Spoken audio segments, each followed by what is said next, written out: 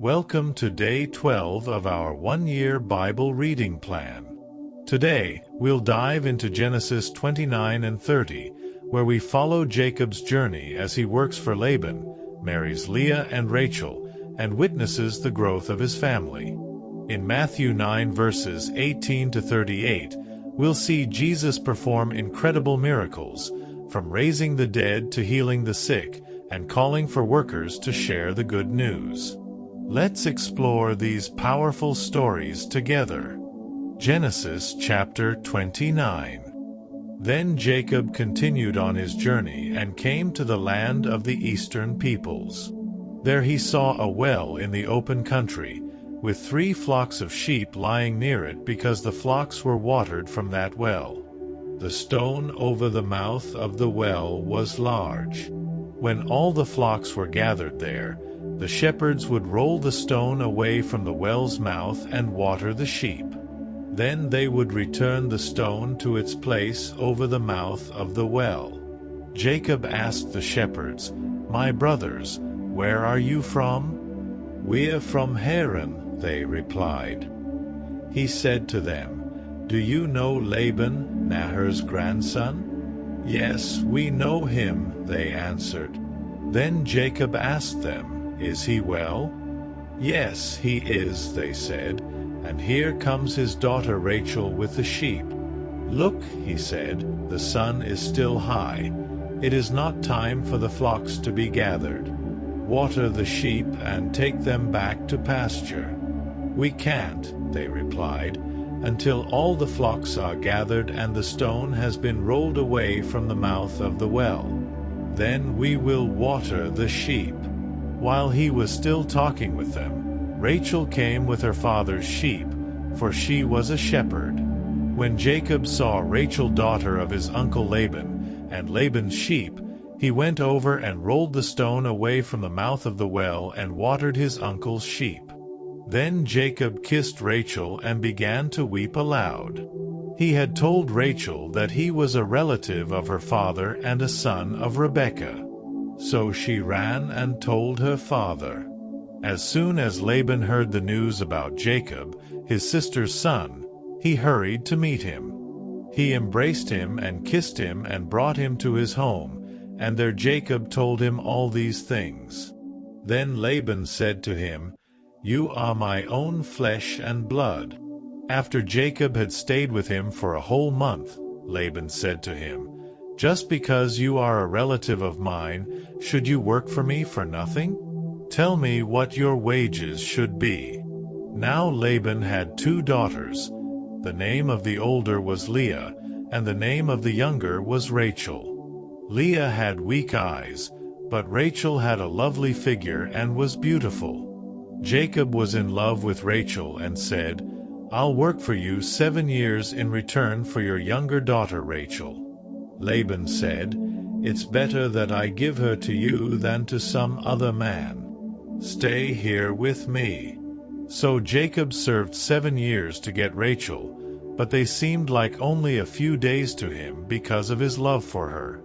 Then Jacob said to Laban, "Give me my wife. My time is completed, and I want to make love to her." So Laban brought together all the people of the place and gave a feast. But when evening came, he took his daughter Leah and brought her to Jacob, and Jacob made love to her. And Laban gave his servant Zilpah to his daughter as her attendant. When morning came, there was Leah. So Jacob said to Laban, "What is this you have done to me? I served you for Rachel, didn't I? Why have you deceived me?" Laban replied, "It is not our custom here to give the younger daughter in marriage before the older one. Finish this daughter's bridal week. Then we will give you the younger one also, in return for another 7 years of work." And Jacob did so. He finished the week with Leah, and then Laban gave him his daughter Rachel to be his wife. Laban gave his servant Bilhah to his daughter Rachel as her attendant. Jacob made love to Rachel also, and his love for Rachel was greater than his love for Leah. And he worked for Laban another 7 years. When the Lord saw that Leah was not loved, he enabled her to conceive, but Rachel remained childless. Leah became pregnant and gave birth to a son. She named him Reuben, for she said, "It is because the Lord has seen my misery. Surely my husband will love me now." She conceived again, and when she gave birth to a son, she said, "Because the Lord heard that I am not loved, he gave me this one too." So she named him Simeon. Again she conceived, and when she gave birth to a son, she said, "Now at last my husband will become attached to me, because I have borne him 3 sons." So he was named Levi. She conceived again, and when she gave birth to a son, she said, "This time I will praise the Lord." So she named him Judah. Then she stopped having children. Genesis chapter 30. When Rachel saw that she was not bearing Jacob any children, she became jealous of her sister. So she said to Jacob, "Give me children, or I'll die." Jacob became angry with her and said, "Am I in the place of God, who has kept you from having children?" Then she said, "Here is Bilhah, my servant. Sleep with her so that she can bear children for me, and I too can build a family through her." So she gave him her servant Bilhah as a wife. Jacob slept with her, and she became pregnant and bore him a son. Then Rachel said, "God has vindicated me. He has listened to my plea and given me a son." Because of this she named him Dan.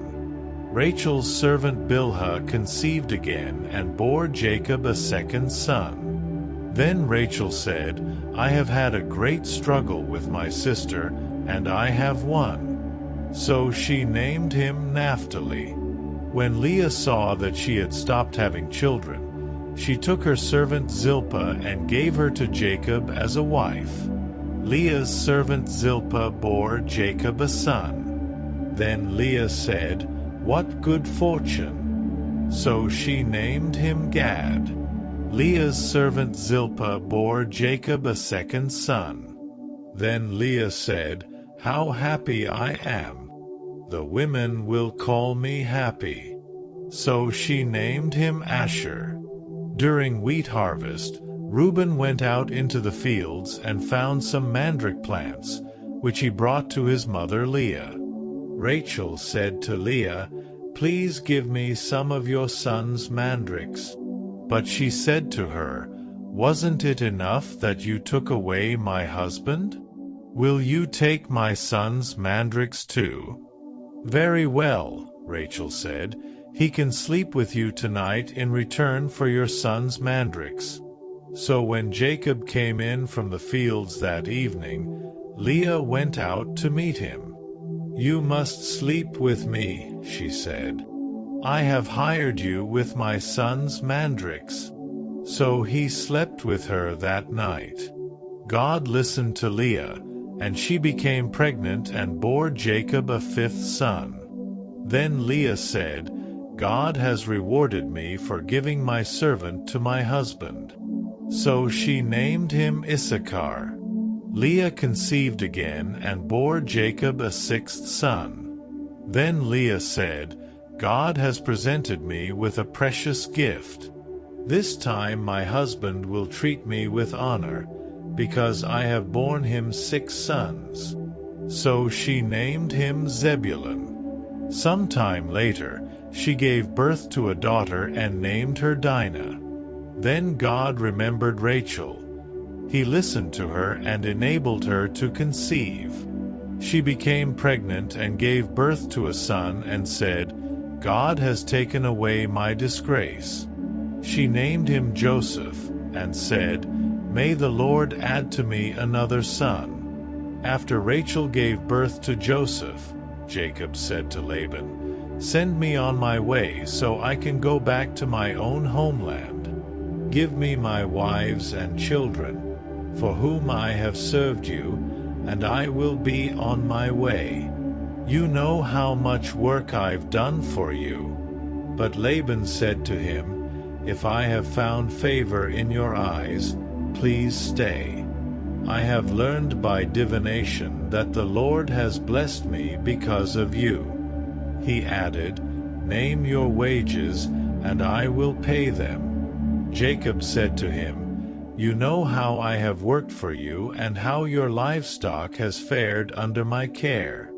The little you had before I came has increased greatly, and the Lord has blessed you wherever I have been. But now, when may I do something for my own household?" "What shall I give you?" he asked. "Don't give me anything," Jacob replied.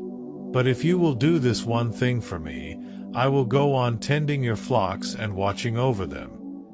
Let me go through all your flocks today and remove from them every speckled or spotted sheep, every dark-colored lamb, and every spotted or speckled goat. They will be my wages, and my honesty will testify for me in the future, whenever you check on the wages you have paid me. Any goat in my possession that is not speckled or spotted, or any lamb that is not dark-colored, will be considered stolen." "Agreed," said Laban. "Let it be as you have said." That same day he removed all the male goats that were streaked or spotted, and all the speckled or spotted female goats, all that had white on them, and all the dark-colored lambs, and he placed them in the care of his sons. Then he put a 3-day journey between himself and Jacob, while Jacob continued to tend the rest of Laban's flocks.